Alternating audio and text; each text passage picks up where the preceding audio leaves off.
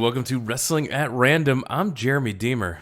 And I am Adam Summers. And this is Season 3 of the podcast, where we dump all the wrestling content, major shows, weekly TV, anything we could find on the internet. We dumped it into the randomizer, we fire it up, and it randomly picks something from any territory, any time, any type of show, and we review it here.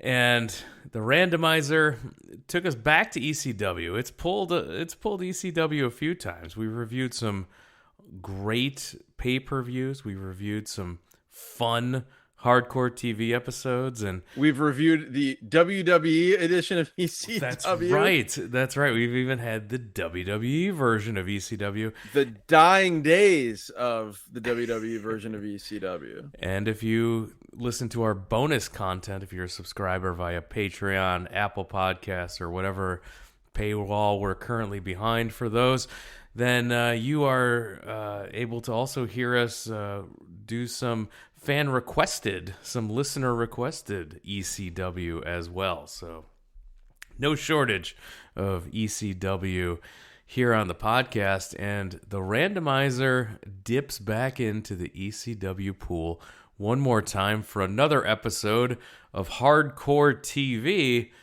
this time April 24th, 1999. Yeah, and it's we'll get to it. It's an interesting time for ECW, and this particular episode of ECW Hardcore TV, one of the strangest episodes of ECW television, whether it be the syndicated show or the ECW on TNN vintage, that I can recall watching. And I was as hardcore, not to use a pun there, but as hardcore of an ECW fan as you could find. And yeah, this was a weird one. It was. Yeah, I'm always rooting for the randomizer to pull an ECW on TNN episode. Yes. I'd love, which we haven't had happen yet. We have not had one of those yet. We got more hardcore TV here, and yeah, last time good shows. Usually, very ECW style of shows. This one, like you mentioned, very strange layout, and there were some reasons why. We'll get to those in a bit. We should mention this show is just almost exactly 4 months prior to the beginning of ECW on TNN. So this show opened with a Paul Heyman voiceover and listing off a whole bunch of wrestlers and saying all these wrestlers are going to change. Yes, this was a very strange way to start the show. There was no background music. There was just static images, I believe, of each of these guys. And Paul Heyman, in a very understated voice, if you can imagine that, saying that the lives of Sabu, Rob Van Damme, the Dudleys, Justin Credible, and Lance Storm will all change dramatically tonight here on ECW Hardcore TV. Thankfully, something that hadn't changed at this point, and rarely did in ECW, was the classic ECW intro theme song and video montage. So happy that we got to hear the ECW theme song here. Wasn't there a show, whether it be on the a pay-per-view or maybe it was on the Patreon, there was something, an ECW show that we reviewed that did not have the open? No, we were robbed of the ECW. Very upset about that. Now, here we got it. It is something that we've talked about it a few times here, but it's any time you hear that song, it takes you to ECW. It conjures up images of ECW. It's not only images of ECW, but it takes you back to that time period in your life when you were a big ECW fan, and when you were going to shows, or like when I hear that music, I think of it being like 2 a.m., whatever it was, Friday night into Saturday morning in Chicago on WJYS, a very weak station, when ECW would be on TV, and just the excitement of that, like, oh, I shouldn't be watching this as a kid, but I'm watching it. Yeah, it's so great to hear, and yeah, it's on the Mount Rushmore of great themes, and I loved during the WWE, ECW, WCW invasion angle, I loved that that it was being used as entrance theme music for Yes. wrestlers, and yeah, it was absolutely great. It's a great song. Well, even into modern days, in very recent years, All Japan had a tag team tournament where Masato Tanaka and Tajiri, two former ECW wrestlers, teamed up, and their entrance music was the ECW theme song. Did someone have the ECW theme song on that Hustle show we reviewed? I believe so. I can't recall off the top of my head who it was, but I believe you are correct that someone did have that on that show as well. So great song. So after the intro, we see Joey Styles, and he's explaining that this is post-show from a show in Buffalo, New York. And he welcomes us, telling us that the Athletic Commission took the tape of the main event, and they are not able to air it. They're going to try to get it. And then they tell us that Sabu's wrestling license might be suspended by the commission, the Athletic Commission. Yeah, they took the tape of the main event. They don't tell us exactly why, but it has something to do with that they're deciding whether or not to suspend Sabu's license to wrestle in the state of New York. The show was ostensibly, I guess, granted, most of what we saw ended up not being from there, but the match that they're talking about took place at the Burt Flickinger Center in Buffalo, New York. One of the great, I would say, unheralded ECW venues, by the way. People talk about ECW Arena. They talk about the Elks Lodge in Queens. But the Burt Flickinger Center is an immediately recognizable building in ECW history as well when you see it on TV. Yeah, they talk about if Sabu's license gets suspended, then other athletic commissions have to uphold that suspension. And yeah, they reference Mike Tyson at some point, so I don't know if this is a playoff, something with Mike Tyson that was going on around then from ear biting or something. I believe that was around the time when Mike Tyson was banned from... he was suspended, but they let him fight in like Memphis, or they found some place where the Athletic Commission let him box. So this was timely for that. So Sabu was at risk here for something. They didn't go into any details. They didn't tell us what was going on with the tape or anything. They just said they'll try to fill us in later. And so we go to the ring for the opening match, and we get the FBI, the full-blooded Italians. The new and improved FBI. I don't know if it's like the new and improved Rockers. I was waiting for Leif Cassidy to be part of the FBI here. Yeah, but we should mention, by the way, as well, that the reason they go to this match is that Joey Styles basically says, this is the only footage we have currently available from the show in Buffalo. It's the only footage that they did. The State Athletic Commission did not confiscate this. However, when I see... I won't say one half, but I'll say the second 2/3 of the new and improved FBI, Big Sal. I'm wondering, how did the Athletic Commission allow this guy to get in the ring and wrestle? Yeah, this is Little Guido and Big Sal making up the FBI. Little Guido. Yes. Sal E. Graziano. Yeah, so Sal E. Graziano, they said he's 6'8", 600 pounds or whatever. Yeah, they said 6 He's a foot massive 8. guy. He's definitely not 6'8", not but that he tall, is. He's in ECW height compared to the other guys in the company. He's relatively 6'8".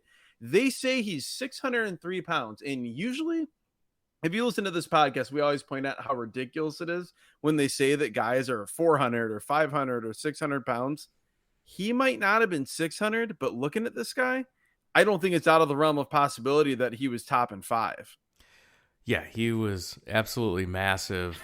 Just massive, but the gear is also hilarious. He's here to wrestle, which is a relatively rare thing for him in ECW, but he's got like a beret on. He's got a giant FBI shirt, obviously, and then he's wearing the biggest jorts you've ever seen and tennis shoes. Yeah, well, like massive jorts is like the official like fat guy look of 1999. Like you were, if you were a guy of that size, you were wearing jorts at all Your times. options were limited. I Yeah, guess this was the closest thing to athletic gear that Sally Graziano was able to find. And the juxtaposition of him with tiny, super athletic, ripped little Guido, who is, a legitimate athlete to some extent. It's quite the look. And Joey Styles makes a point of saying that unlike previous iterations of the full-blooded Italians, the two guys in this team are actually full-blooded Italians. So I consider that shots fired at Tommy Rich and Tracy Smothers, and I do not forgive Joey Styles for that. Yeah, the list of athletes in this match starts and ends with Little Guido, as their opponents are Balls Mahoney and Axel Rotten. You are wrong. Balls Mahoney, we learn later on, is a decorated amateur wrestler. And I have a specific point to make about the point Joey Styles made about that. We'll get to that later. But yes, not a lot of catch-as-catch-can professional wrestling here in this match, other than from Little Guido, who had actually competed in shoot-style professional wrestling organizations before. They also say that Little Guido is only like 25 years old here, which I guess maybe that's true. I didn't realize he was that young when he was in ECW. Yeah, because Little Guido looks exactly the same throughout his entire 10-plus year career. Balls. He basically has Arn Anderson syndrome, but he stopped at like 28 or 30 rather than like immediately looking 45 years old and then not aging for the entirety of his career. I was never a fan of Balls Mahoney and Axel Rotten. I do like the Big Balls theme song here for Balls. I do like that, but that's where it ends. I was like never Mahoney. A fan. Never a fan. Balls is a solid. When he was in matches that called on him to wrestle, he was a perfectly acceptable wrestler. I actually thought the match that he had with Rob Van Damme at Anarchy Rules 99, just a few short months later, that you and I were both at, was solid. But no, I mean, most of the stuff in ECW was either him and Axel teaming in really, really sort of boring by the numbers matches, or really crazy, hardcore bloodlust type of matches. So I guess we'll see which one we get here.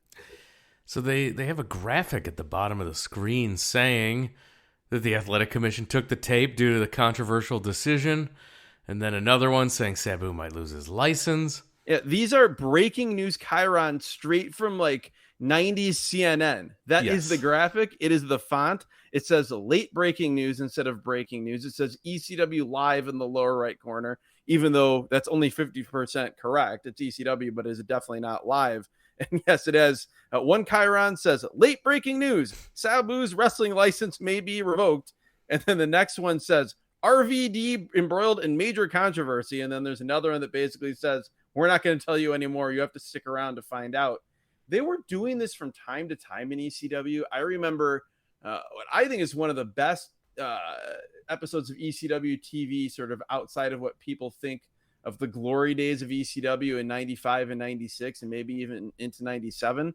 The episode where Justin Credible attacked Tommy Dreamer in the ECW arena. They did a great job sort of teasing things out, kind of like they did here on this episode, but it was done far better there. And I think that was the first time they used the breaking news graphic, the chyron. I kind of wish we would have gotten that episode instead of this one, but the randomizer does not care about what we want. No. And so unlike ECW, who's going to wait to tell us at the end of the show, I'm going to tell you right now. No, let's wait till the end. Let's let people feel if they don't subscribe to the streaming service that has this actual episode of ECW. I want people to feel the confusion that we felt because to me, it builds perfectly to just utter mass confusion at the end, where Joey Styles, before we go to the main event, tries to explain this in like, I was shocked that he had enough breath to get all the words out to explain all of this. So I kind of want to just, when we get there, read off what I have on my notes and see how close it is to what actually happened. Because I had carpal tunnel by the end of that explanation from Joey Styles about 3/4 of the way through this show. Lots of stalling in this match. Guido ducking between the ropes, running away. A lot of stalling, a lot of chants that 100% you would not hear at most wrestling shows now. You could not get away with now. And it's a good thing that you can't get away with it now. These were, I don't want to say funny, obviously isn't the right word, but it's interesting. And I guess it's all when you look at, time periods in society and everything, but you look at even the wrestling promotions in modern days that are considered the most hardcore, the most extreme, the most violent, the most edgy. You don't have any of what you had here with these chants, and the fact that the people who were the people in the match that were encouraging these chants were the baby faces. Sure. Again, like, it's not shocking if when you're in ECW, you're sort of in that mindset and you're watching it every week, or when you're back then, because that's just, for better or worse, and definitely for worse, that was part of the whole deal. But man, like, just watching this one off cold, so many years separated from watching ECW every week, it's just, it was weird. A kick to the balls and a punch to the face by Axel Rotten. So but when you say that, though, you don't mean Axel turned on his partner. No, he hits little Guido. You have to be clear, particularly in this episode of ECW, where clarity is going to be very important as we move along. Yes, so Rotten has the advantage on little Guido, and the crowd starts chanting, "We want balls! We want balls!" And Axel doesn't tag him in. No. Instead, he does a shoulder block, then tags in balls. That was so weird. Totally missed an opportunity for a huge pop so that he could get a shoulder block in. Yeah, it was strange, particularly when outside of swinging chairs, like, the whole point of this tag team is just to pop the crowd early on in the shows, because the crowd loves them, and that's that. We also have a lot of chain wrestling from Axel Rotten. We did have a great spot where he's stuck in a hammerlock. He can't get out. He's like, "Oh, what do? I don't know what to do." And then he just throws a low blow.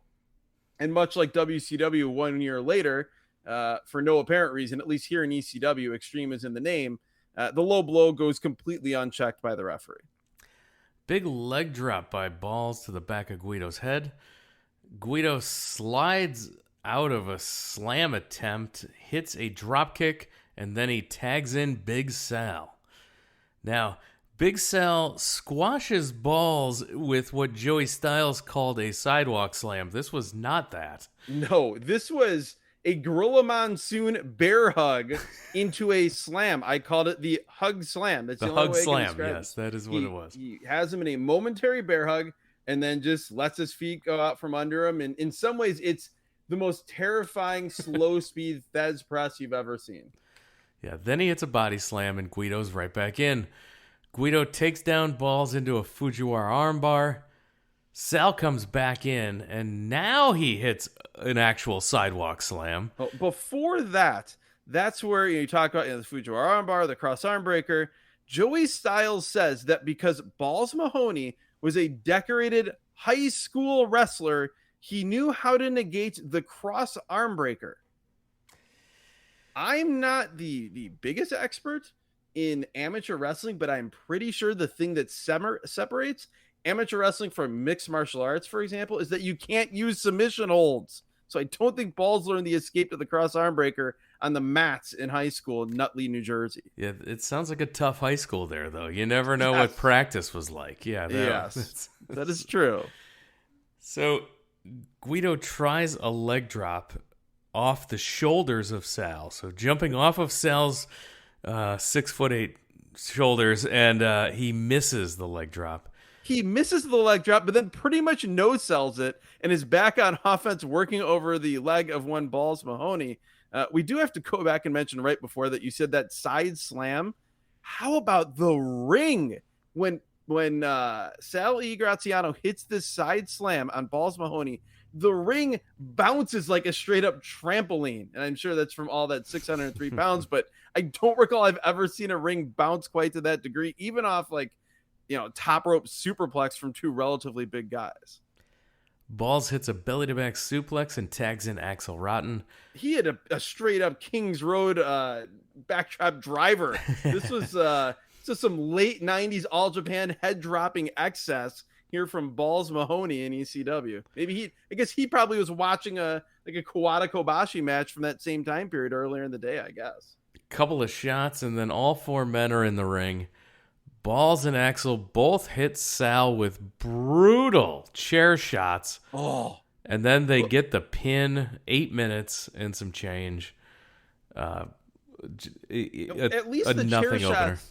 Yeah, it was really nothing. It was basically a stalling like house show babyface versus heel tag match, and then the chair shots at the end. But you mentioned how brutal those were. The first one, at least it was to the back, the shot from Axel, but the chair shot to the head of Sally unprotected Graziano, head chair shot. Oh my God. And if you were an ECW fan back then, you certainly remember the unprotected Balls Mahoney chair shots. If also, by the way, if you're a fan of this podcast, you'll recall, I believe it was an episode.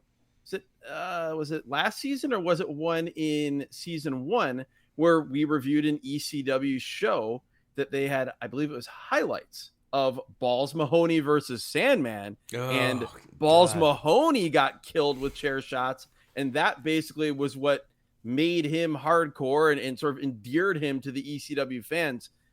From then on, he pretty much was paying it forward, I guess, if you want to call it that, because this chair shot here and many others going forward were as brutal as they get, and we talk about things not looking or sounding good through modern eyes from ECW. These chair shots, my God. And when you look at it, I mean, and granted, they were the guys delivering head chair shots, but neither Balls Mahoney nor Axel Rotten are with us anymore. So we cut to a clip of, I don't know if this was a pay-per-view, I think. This was... No, Cyberslam was never a pay-per-view. Cyberslam was like a big ECW This is a big arena. house show? Okay. Yeah, big ECW arena supercard, which they didn't do quite as many of those, once the pay-per-view era started. They were in the pay-per-view era now. Yeah. So by a couple of years. Yeah, so this was Cyberslam 99, right? Yes.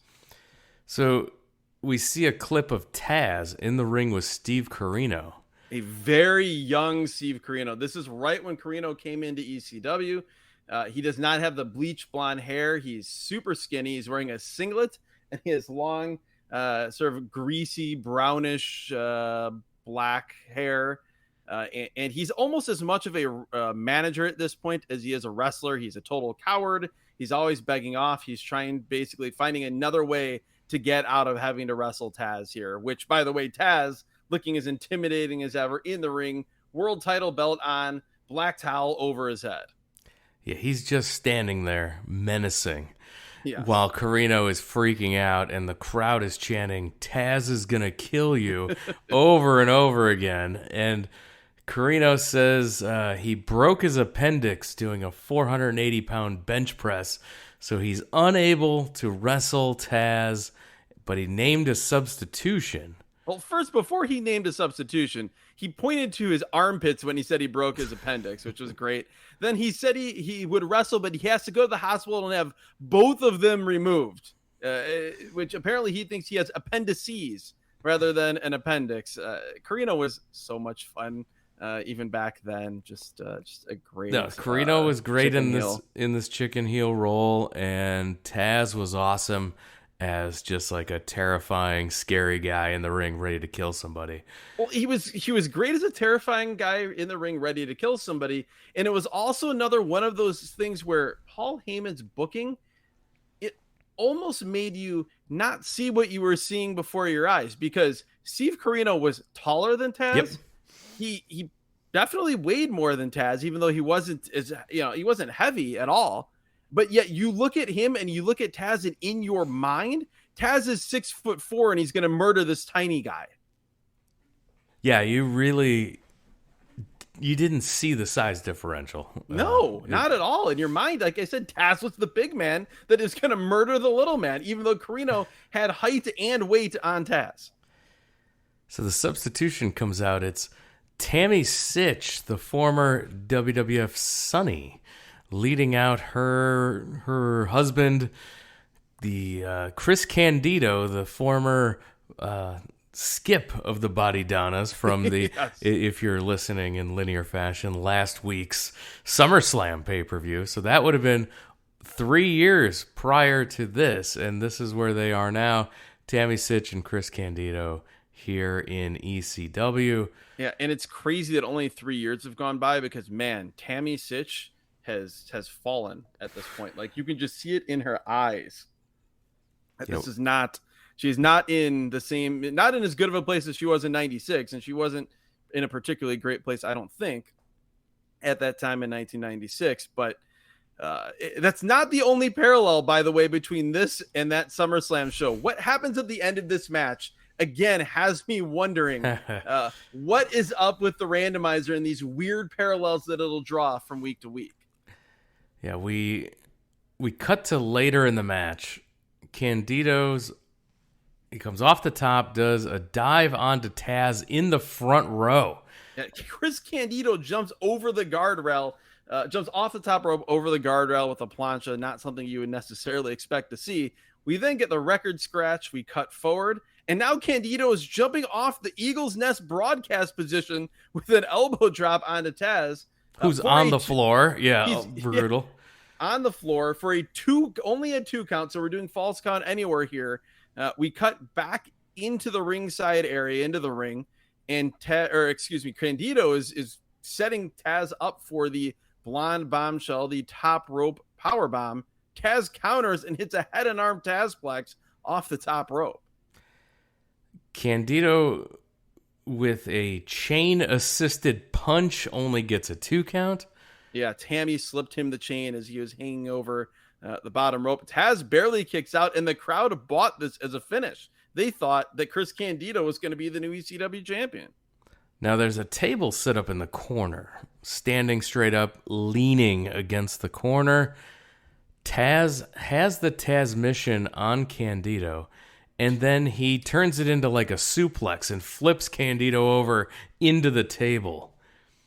Yeah, the rarely used Tazmission Plex, which was kind of like the ultimate, it was the fatality finisher for Taz, and putting a guy through a propped up table was a super fatality, I guess you could say. And yeah, Tammy is screaming. The ref waves it off. We cut forward, and Chris Candido, for the second week here on this podcast, has his neck in a neck brace. In a neck brace again. What is going on here? I was waiting for Zip to come out to console Candido, but he's in a neck brace. He's being wheeled out on a stretcher. The crowd is chanting "F you, Taz," and so Taz has a response to that. Yeah, Taz hits the aisle and beats him up while he's on the stretcher, and he sends him back into the ring, puts the Tazmission on again. This segment was awesome. Just the highlights of this were off the charts. Just great. Yeah, fantastic. It was Taz being Taz at his most Taz. He mauled Chris Candido when Candido was on the stretcher on the floor, knocked the stretcher over, threw him back in the ring, and that visual of Taz having Chris Candido in the Tazmission as Candido is in a neck brace. In a neck brace. Unbelievable. That was tremendous stuff. So this was only heavily clipped highlight form, but highly enjoyable as well. Could have used more of that and less of the 8 minutes of the new and improved FBI versus the chair swinging freaks. But such is life here when you're dealing with the randomizer on this podcast. So we go to commercial, we come back. Joey Styles is at the regular ECW broadcast position, as we've talked about in previous episodes, with that ECW flag behind him, which I believe, if I'm not mistaken, that's actually those shots were always recorded, I think, in like Paul Heyman's parents' basement or something. Right. Like there's some great behind the scenes pictures of some of those. But Joey Styles says that Chris Candido is in a halo now, and the future of his career is not known. So some 3 years later, at least in storyline mode, he is right back where he started from at SummerSlam 96. More highlights from Cyberslam 99. Because Joey Styles reiterates, we do not have tape of the main event yet. He says we have, quote, been caught with our pants down, unquote, and have to put a show together on the fly. So here are more highlights from Cyberslam 99. It is Papi Chulo, who's also been known in his career as S.A. Rios in the WWF, taking on, speaking of WWF, the returning Taka Michinoku here to ECW. Loud welcome back chants for Taka. which is incredible because Taka came to the ring wearing his like thin silk robe that had a WWF scratch logo on it. And I thought for sure these ECW vampires were going to boo him out of the building. But no, maybe they didn't notice. They didn't care. No, they're smart enough to know that Taka Michinoku is great, and they should cheer everything he does. Yeah. Well, and their opportunities to see him in the ECW arena were so limited. I think maybe his only prior appearance in the arena, if I'm not mistaken, would have been that 6-man tag at the ECW Barely Legal pay-per-view, the Michinoku Pro 6-man tag. The match starts. We see an impressive lucha arm drag off the top by Chulo. A lot of jumping and springboarding into some flips. It was more impressive, by the way, than the dubbed music that each of these guys had on this version. Dub music is ridiculous. Yeah, but sometimes it works. Like the like New Jack? Knockoff. Is it like New Jack? No, that's not okay. This was more like the New Jack song. But the knockoff of the Balls Mahoney entrance song was totally fine. It was basically just the song without the words. Yeah, that was the Tommy Dreamer one is great. Yep, that's a knockoff of Man in the Box. Yeah, absolutely. But they put zero thought into this at all. But yeah, he said that big lucha arm drag by Papi Chulo. Then he hits a big spinning heel kick. And yeah, he's looking good here. My memories of S.A. Rios / Papi Chulo in WWF are fairly cloudy. I remember seeing him on shows. I definitely recall that was the introduction of Lita into the WWF off of her ECW run as Miss Congeniality, but he didn't do a whole lot of note there. No, and this performance significantly better than his WWF run, for sure. This was a great showing here. Highlighted form. Sadly, we don't see this in full. But what we see is like, again, give me more of this and less of the new improved FBI versus the hardcore chair swinging freaks. Yeah, he slams Taka and goes to the top rope. S.A. Rios misses a 450. Taka then to the top. He gets crotched. We get a springboard into a Rana by Chulo. Yeah, a double jump Rana. He jumps up to the top rope and then jumps off from the side into this top rope Rana. Very cool. Tornado DD. There's every time I'm like, where's the weird transitions? What's going on? It's because it's literally in clip form, so we're just skipping right ahead. So it's big move to big move to big move, and the next big move, as you were saying, was that tornado DDT by Taka Michinoku, who throws the best tornado DDT this side of Masato Tanaka. It was so good. Gets a 2 count. Taka then gets backdropped over the top to the floor, but Taka gets to the apron and cuts off Chulo's dive attempt. Yeah, this was cool. I fully expected, even though that's the side where you really almost can't dive because the guardrail is so close to the ring, the far side opposite the hard cam. But still, it was cool to see him cut that off, hits a forearm. Taka comes off the top rope going for something, but Papi Chulo counters it with a midair dropkick. Yeah, we cut ahead, and Taka's going for the tornado DDT again, but Chulo just launches him off. Very helicopters counter. Him off. Very, very cool counter, basically utilizing the momentum of the man spinning with the tornado DDT. He just threw him off, and as I said, he sort of helicoptered through the air into the mat. Taka's on the outside, and Chulo does a flip dive over the post all the way out to the floor. Yeah, this was awesome. This was one of the more impressive dives we've seen on an ECW show, and it was one of the setup for the ECW arena, which is pretty unique in that the entranceway, it's diagonal, it's very narrow. And so really, again, there aren't a whole lot of great spots to do a dive other than there, but you don't see a whole lot of guys do a dive where you're jumping over the corner post. And so this was very impressive. And it's not as if Papi Chulo was a tiny guy. He's significantly bigger than Taka Michinoku, and this was very impressive. Skipping ahead, we get a springboard drop kick to the back of Chulo's head. Talk about impressive. This was the best springboard drop kick to the back of the head you'll see this side of Shinjiro Otani. This was this landed perfectly. Like he caught him right at the base of the skull. We skip ahead again.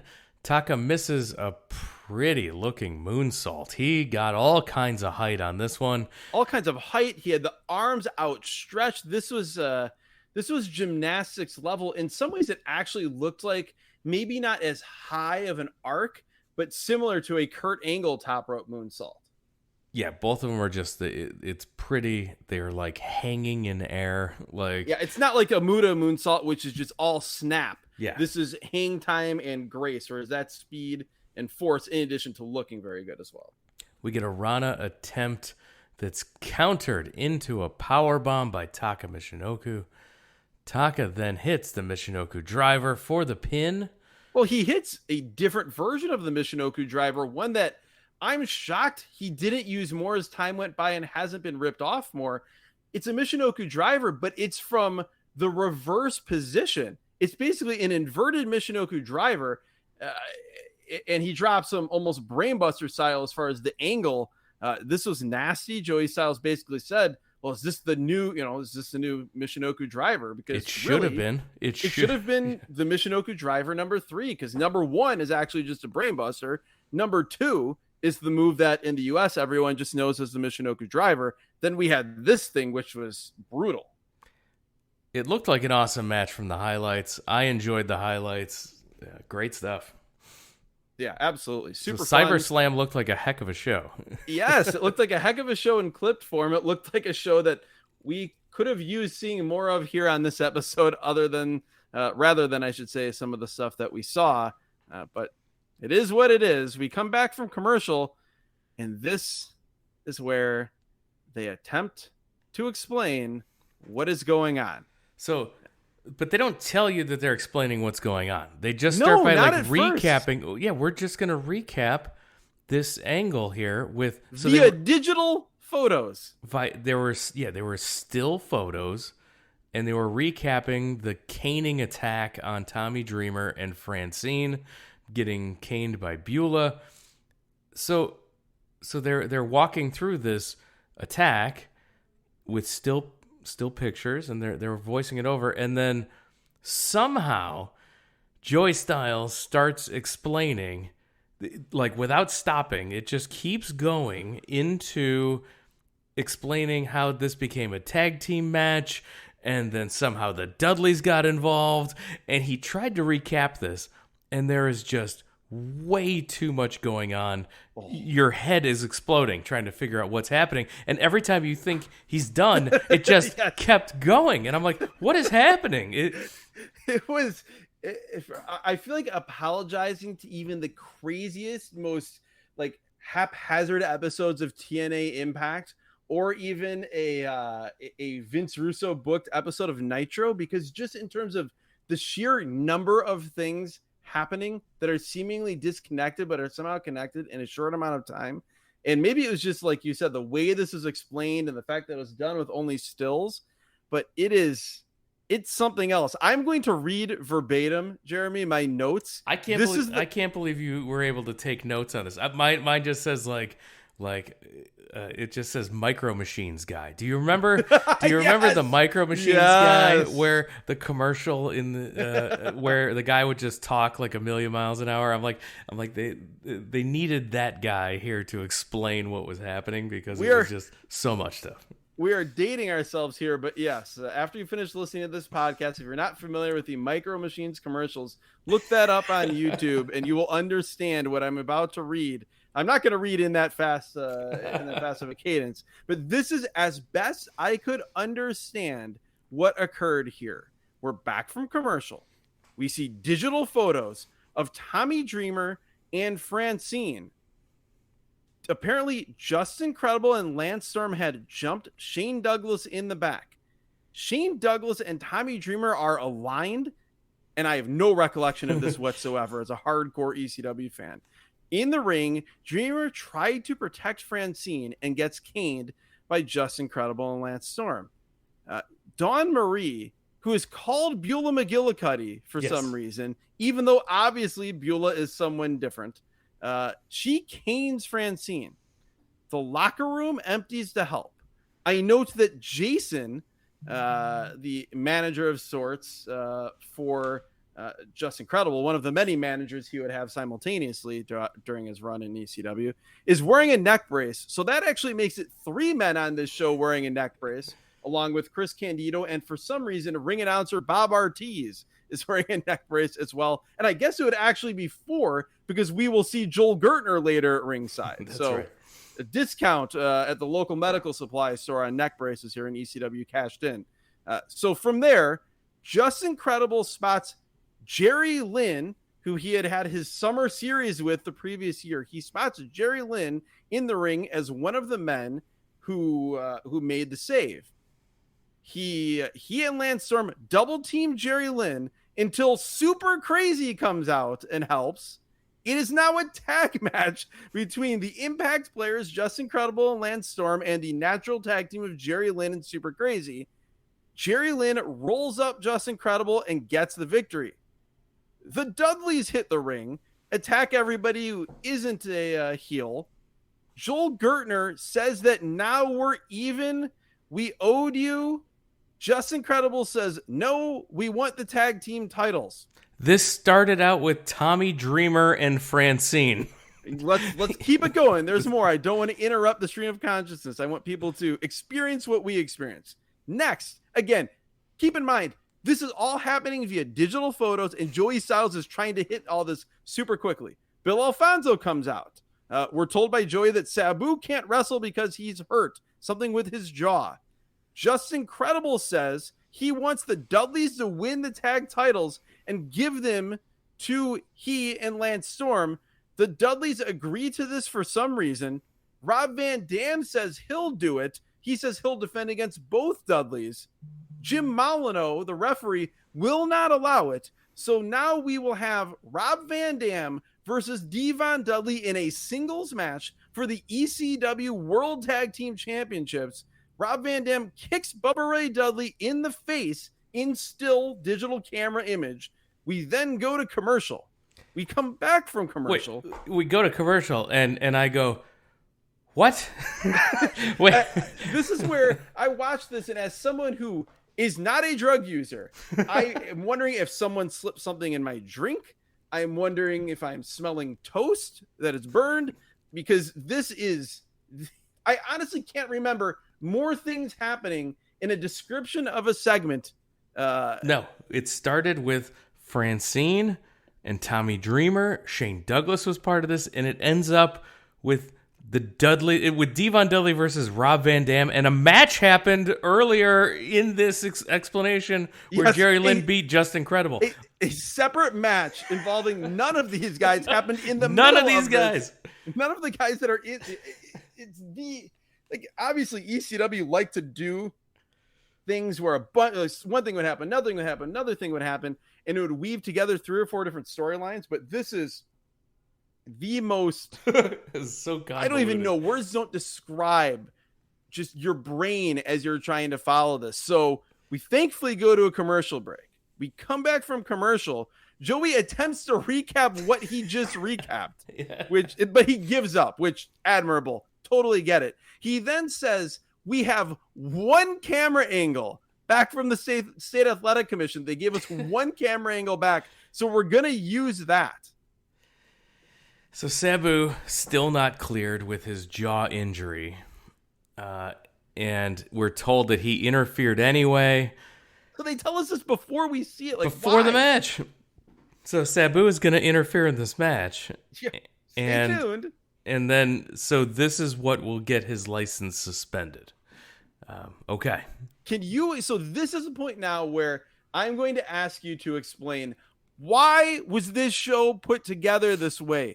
Why did they do this to us? There has to be some sort of reason. Good, bad, or indifferent. There has to be a reason other than just this is what Paul Heyman thought would make for good TV on this particular week in late April 1999. I had the same thought, so I had to look it up. Dave Meltzer, the Wrestling Observer newsletter, reports ECW TV this weekend was thrown together when the main angles shot in Buffalo were, for, quote, technical reasons, unairable. Oh, wow. So none of the footage that they shot in Buffalo was airable on television. So by that you mean the footage of everything that we talked about. Yes. All that craziness, all the things that happened, the twists and turns, the seemingly 12 or 13 different people that were involved. That footage was not airable. Nope. But apparently the main event, the match, the hard camera footage was airable. Obviously, saw it. Yes. So they had this was enough to air. The rest of it they had to just slap this show together on the fly, and that's why we got all these clipped matches and everything else. So that's disappointing. I was hoping it was. I told you it wasn't anything. It's the most ECW reason why. Yeah, just a bunch of stuff was unairable for television. It's also a very ECW thing that then they blamed it on the Athletic Commission, which is a very real thing that they essentially do have to deal with for real issues, and yet they threw the Athletic Commission under the bus when instead it was the fault of their television equipment, producer Ron Buffone, whatever else you want to say. I don't think the Athletic Commission had anything to do with this. I'm sure this helped the relationship with the notoriously stingy New York State Athletic Commission. So we get to see the footage now as it's RVD versus Devon Dudley. One hard camera angle for the match. So it's basically the opposite of an ECW fan cam. If you recall buying those off the internet from time to time, where hated those. I know you loved them. I hated that fan cam experience. It was not ideal, but it allowed you to see any ECW show that happened. And there are always such interesting, different things that would happen, random buildings in Jim Thorpe, Pennsylvania or other places. And so I there are always things that you'd be intrigued by. But this was the opposite. Instead of just the one ringside camera, this was just the hard cam. So in some ways it was like going back to watching a show on the MSG network from the WWF in the mid 80s. Japanese arm drag, a missed kick, but RVD hits the second kick. Is it safe to assume that Rob Van Damme hit that Japanese arm drag and not Devon Dudley? Just wanted for clarity's sake, because again, there's a lot happening on this show. So I want to make sure that everyone knows who did what moves to each other. That's right. So this is, again, Joey Styles tries to recap that if Dvon wins this match, the Dudleys will be World Tag Team Champions. But then they will turn the belts over to Lance Storm and Justin Credible. With no explanation of why they would do that. No. We hear a passing comment about mercenaries. They're hired hitmen or whatever. Yeah, but there's also something that they owe Justin Credible and Lance Storm something, but we're never told what that is, but it's referenced several times. So there's a lot. There's a lot to take in. RVD jumps up. Looks like it's going to be a Rana attempt, but Dvon quickly counters it into a powerbomb. Dvon works him over, beats him down in the corner. RVD in the other corner leaps to the second rope, but Dvon grabs him and hits a hangman's neck breaker off the second rope.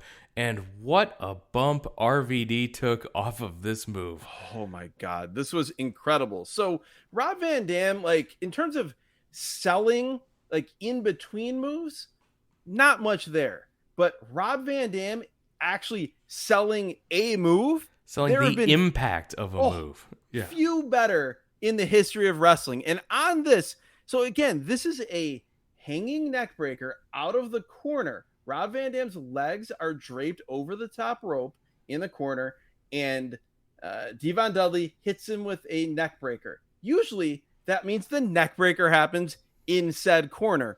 Here, they somehow end up, the impact happens in the middle of the ring. Yep. I had to go back and watch this 2 or 3 times just to understand what I saw. Rob Van Damme was so great. Yeah, I feel like we didn't get to see enough Rob Van Damme taking Stone Cold Stunners in his WWF run. No, there could have been some greatness there for sure. He would have been in the. He could have gave The Rock a run for his money. Yeah, he could have given The Rock a run for his money. Could have given Shane McMahon a run for his money. He could have been on the Mount Rushmore of Stone Cold Stunner takers. but we never got to see that. Thankfully, we did get to see him have a hardcore title match with the actual Taker, the Undertaker. Oh, if you go back to the Unforgiven 2002, I think. Yes. In the season 1 archives. Unforgiven, or was Vengeance? it No Mercy? Was it Vengeance? Yeah. It was Vengeance 2002. Vengeance 2002 in the season 1 archives. An amazing hardcore championship match. Which is not something you can say that often. There aren't many of those. That's not. That is an uncommon sentence. The Undertaker and Rob Van Damme, one of the most surprising matches the randomizer has brought us. Go check that out. But back here, Dvon slams him, goes off the second rope with a leg drop, and gets a 2 count. RVD then kicks his way back into control. He's slammed by RVD. We get the Rolling Thunder, his senton splash. Yeah, basically the somersault and then into another somersault splash. You talked about those kicks. He actually hit some pretty wild, out of control. I'm sure they were in control, but just looked different than some of his normal ones. Hits an enziguri and then a wild sort of jumping kick to the face. This was in some ways going back to the early Rob Van Dam, where the character was actually a takeoff of Jean-Claude Van Damme. Yeah, Dvon got his foot on the rope to stop the pin. A DDT attempt gets countered into a Northern Lights suplex by RVD. Can we also just briefly talk about the crowd noise here on this show? This was so weird because you hear the actual chants happening, but if you're watching this and listening on headphones, as I often do when we're watching these shows that we're going to review, the Thunder Heat Machine is working overdrive. Oh yeah. It is just loud, random sounds of people screaming, and then you're watching the show and nobody is there's nobody's motion or movement that you're seeing on the screen remotely matches the crowd noise that you're hearing. And then there's one point in this match where the Thunder Heat Machine broke and it stopped, and then everything got quiet except for the actual crowd noise. And then 30 seconds later, it came back. It was very weird. I don't remember a whole lot of that usually on ECW shows. Maybe there were more than just video issues. Maybe there were also audio issues that forced them to do that here on this episode. A chair is placed on Devon's chest, and RVD then hits a split-legged moonsault off the top onto the chair on Dvon. Yes, and RVD brutal. Selling that is always awesome. Selling, the damage he does to himself when he does that move. This is another point on an ECW show where, again, when you're watching ECW on a week-in, week-out basis, you don't really notice it because you're just embedded in the world of ECW. But it's so jarring to see a split-legged moonsault onto a chair and the ref just looking at it, not even trying to stop it. Then, speaking of those sorts of things, Bubba Ray Dudley gets on the apron. Referee Jim Mahoney is telling him to get down. So Bubba just clotheslines him. He just runs at him and clotheslines him. There's no RVD's going for the pin. There's no ref. And of course, there's not going to be a disqualification here. Nope. A new ref comes in. AC Huck, was that the guy's name? Yes, a guy that I'd forgotten about, but once I saw him, I'm like, oh yeah, I remember AC Huck. He was a referee in ECW. Dvon hits a reverse DDT at this point. New referee AC Huck makes the count, only 2.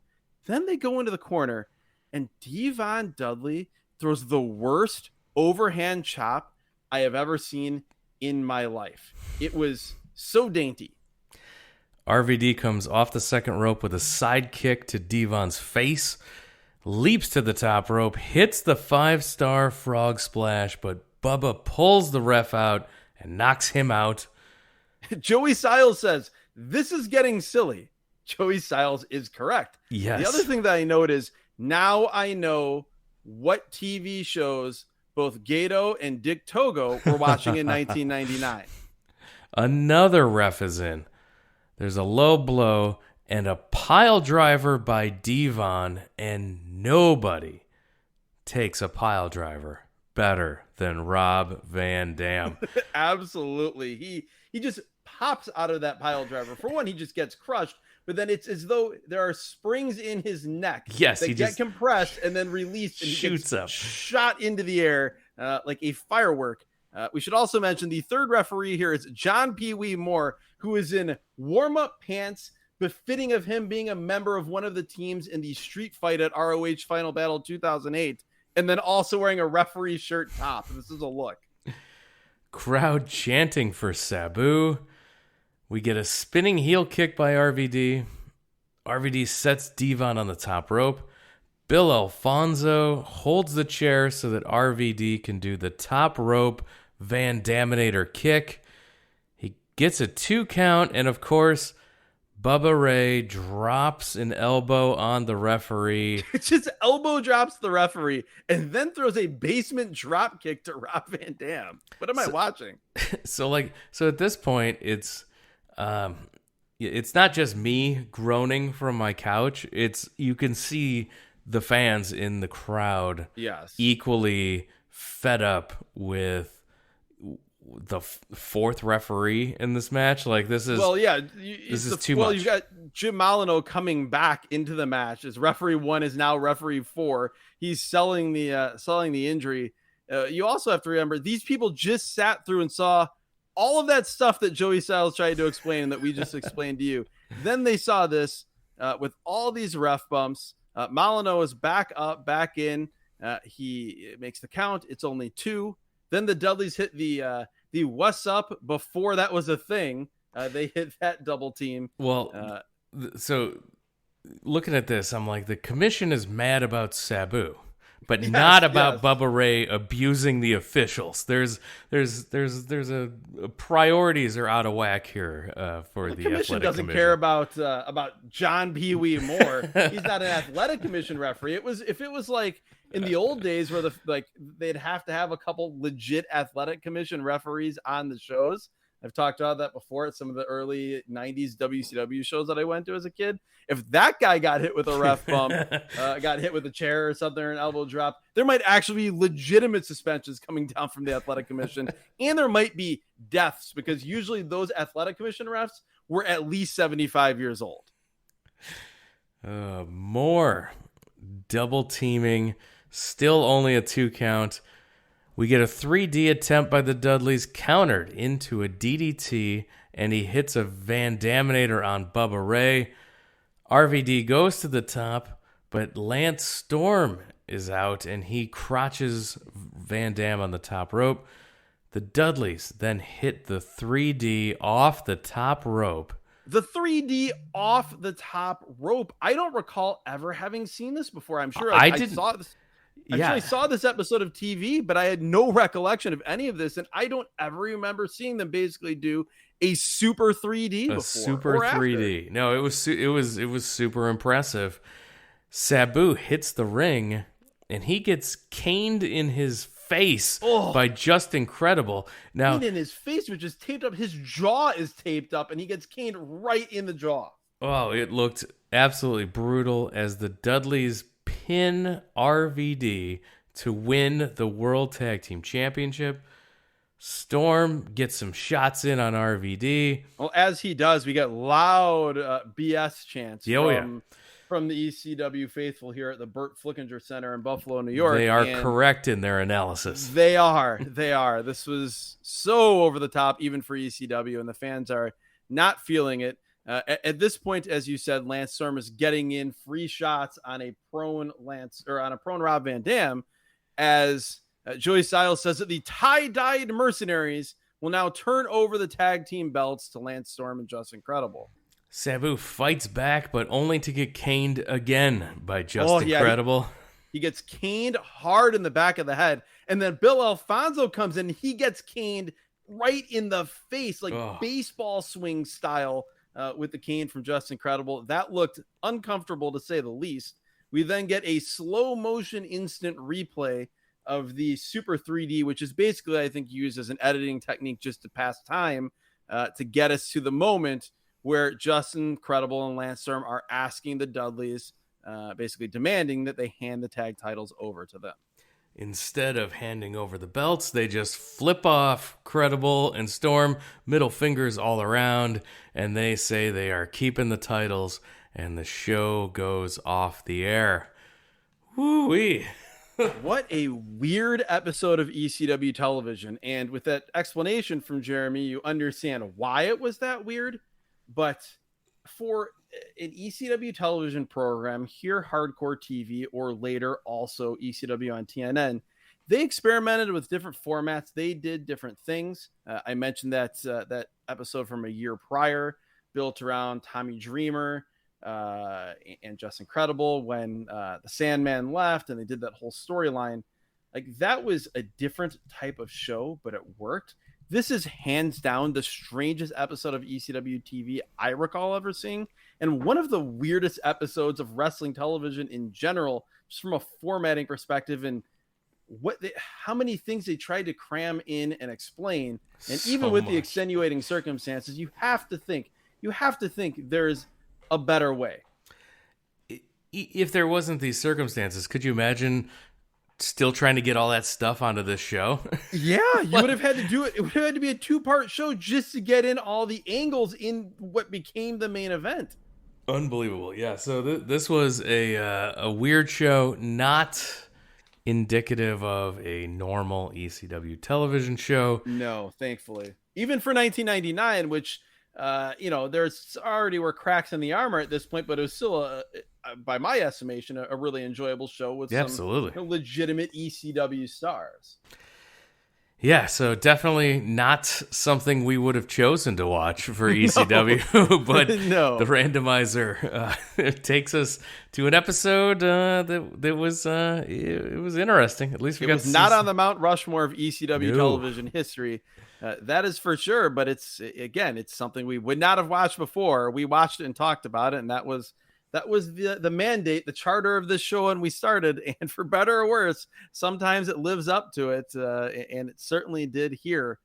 As far as best or favorite thing on this show, there's not a ton to choose from. Really, honestly, it's the clip stuff. It's to me, what it is more than anything is just Taz being Taz, which we've talked about before on much better episodes of ECW TV. But here, Taz looking menacing in the ring with Steve Carino, and then Taz just violently pulling Chris Candido off the stretcher and choking him out in the ring with the neck brace on Candido. To me, that was pretty clearly the highlight, along with getting to see Taka Michinoku do his thing here.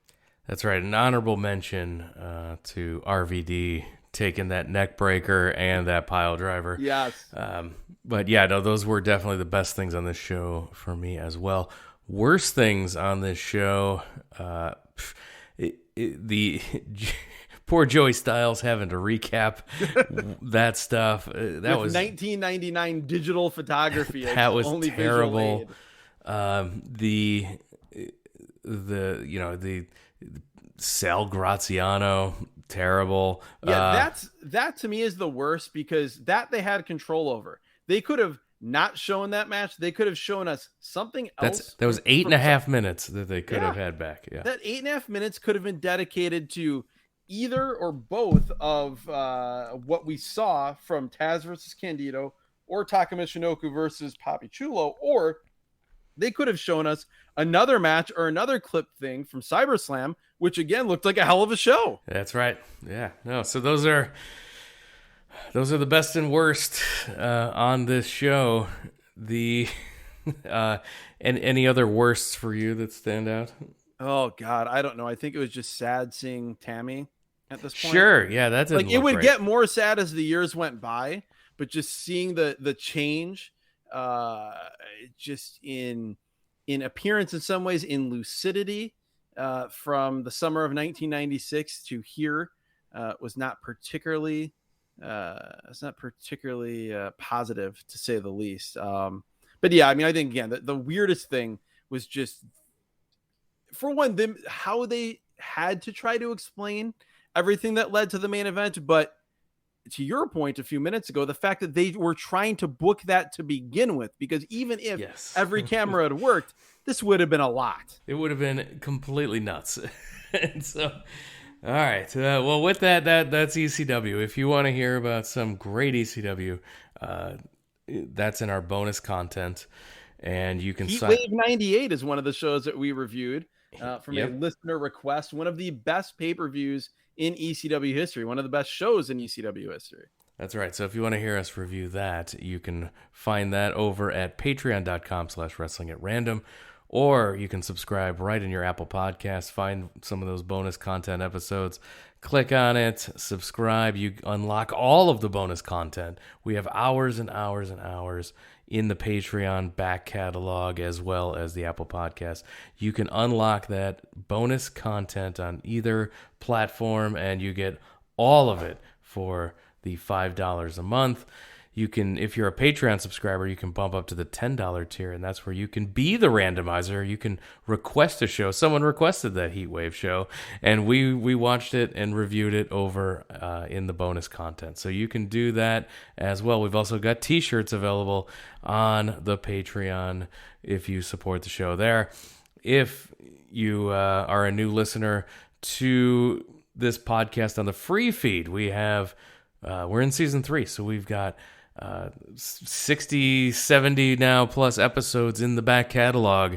Go back, listen to some of the ECW, some of the other shows we've done from season 1, major events, season 2, weekly TVs, all of that for no charge, waiting for you in the back catalog of this podcast. All of the back catalog is available, of course, at wrestlingatrandom.com. You can also interact with the show via Twitter at WrestleAtRandom. Same thing for Instagram, facebook.com/wrestlingatrandom. And if you want to send us an email instead of using social media, you can do that, wrestlingatrandom@gmail.com. All those links are available, wrestlingatrandom.com. Absolutely. And definitely check out the bonus content as well. I know we talk about it a lot here on the podcast, but if you enjoy the show, you want to support the show, there's a lot of stuff over there. It's similar to the content here, but also different, partially because we just get a lot of oddball stuff there. We let our hair down a little bit more over there. A lot of times it not only is reviews of the shows or matches that we're talking about, but it can kind of veer into some stories about our personal history, watching certain wrestlers. It can veer into kind of a discussion of the wrestlers' careers themselves. And there are times where each of us have been completely broken by shows. And so if that's not worth hearing, I don't know what is. And we want to thank everyone who is a patron subscriber. That's how we continue to do this show with your support. If you can't support the show financially, then make sure you tell your wrestling fan friends about the show. Show them how to subscribe to the podcast. That is the best way to support us if you do not subscribe to the bonus content. And we're up against it. We're going to call it a podcast. Before we go, though, I do see you, YouTube listeners to this podcast. So a special shout out to you guys who are listening to the podcast via YouTube and subscribing to the YouTube channel as well. So the most organic growth of anything we've done, in that up until, if you're listening in linear fashion, I believe it was the just most recent episode prior to this was the first time we ever even mentioned anything about our show being on YouTube, mentioned, getting comments there or whatever. And we have hundreds of subscribers over there. So yeah. It's they're crazy. interacting with the show Yes. with comments and everything in the YouTube. So we love that as well. So thank you to the YouTube listeners of the podcast as well. So with that, we're going to wrap it up. We're going to call it a podcast. Adam, thanks for joining us. Thank you, Jeremy. I am always happy when it pulls up ECW here, when the randomizer does that. I really hope it doesn't pull up an episode like this ever again. Hopefully this was a one-off. I didn't know an episode like this was possible. Yeah. Exactly. Hopefully this is a one-off technical snafu. I do recall a few times where ECW accidentally sent the same tape to our local affiliate 2 weeks in a row. Nothing was more disappointing than when you're all ready at 2 a.m. to watch a new episode of ECW, and it was the one you just watched last week. So we won't run into any issues like that here, but yeah, we'll see what the randomizer has for us coming up next. Thank everyone for listening. We'll talk to you again next time.